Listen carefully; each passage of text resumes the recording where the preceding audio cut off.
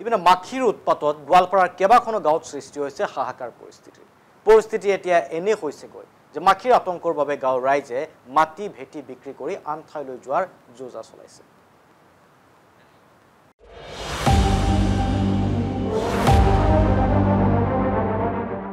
ত্ৰাসিত গোৱালপাৰাৰ এখন গাঁও খোৱা সকলোতে এতিয়া সন্ত্ৰাস।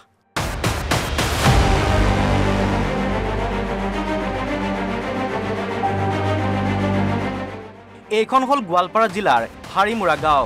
এই গাঁওখনৰ লগতে ৮খন গাঁৱত অথন্তৰ পৰিস্থিতি।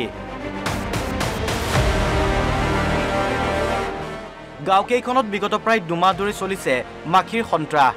চাহ খাব নোৱাৰি হোটেলত, ভাত খাব নোৱাৰে পাকঘৰত।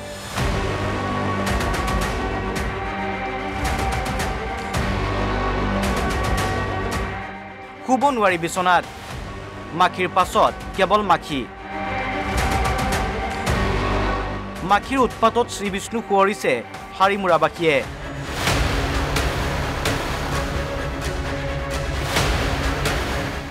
মুখ নঢকাকৈও ওলাই আহিব নোৱাৰি পথলৈ। আৰু মাখিৰ কাৰণে আমাৰ এনেকুৱা হৈছে কি খোৱা লোৱাৰ পৰা আৰম্ভ কৰি থকাৰ অসুবিধা হৈছে।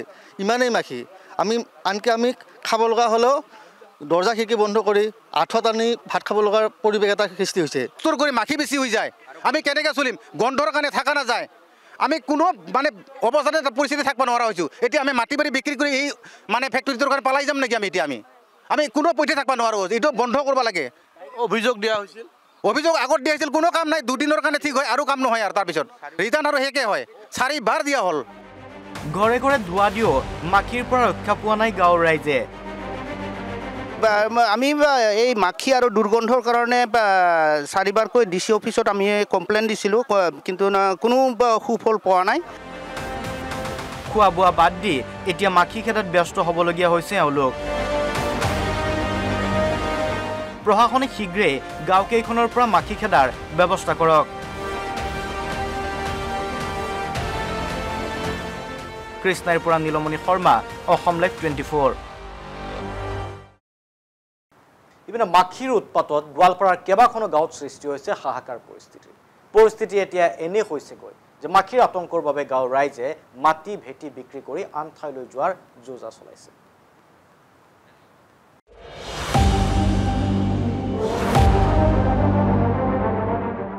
ত্ৰাসিত গোৱালপাৰাৰ এখন গাঁও খোৱা সকলোতে এতিয়া সন্ত্ৰাস।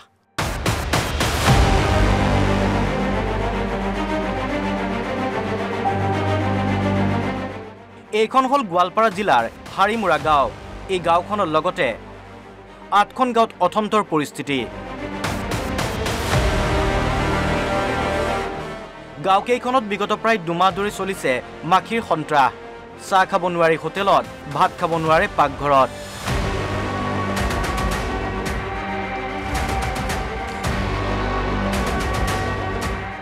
শুব নোৱাৰি বিচনাত, মাখিৰ পাছত কেৱল মাখি। মাখিৰ উৎপাতত শ্ৰীবিষ্ণু সুঁৱৰিছে হাৰিমুৰাবাসীয়ে।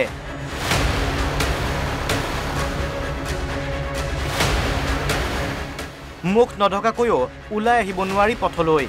আৰু মাখিৰ কাৰণে আমাৰ এনেকুৱা হৈছে কি খোৱা লোৱাৰ পৰা আৰম্ভ কৰি থকাৰ অসুবিধা হৈছে। ইমানেই মাখি, আনকি আমি খাব লগা হ'লেও দৰ্জা খিৰিকী বন্ধ কৰি আঁঠত আনি ভাত খাব লগাৰ পৰিৱেশ এটা সৃষ্টি হৈছে। চোৰ কৰি মাখি বেছি হৈ যায়, আমি কেনেকৈ চলিম? গন্ধৰ কাৰণে থকা নাযায়। আমি কোনো অৱস্থাতে পৰিস্থিতি থাকিব নোৱাৰা হৈছোঁ। এতিয়া আমি মাটি বাৰী বিক্ৰী কৰি এই ফেক্টৰীটোৰ কাৰণে পালাই যাম নেকি? আমি কোনো পথে থাকিব নোৱাৰোঁ। এইটো বন্ধ কৰিব লাগে।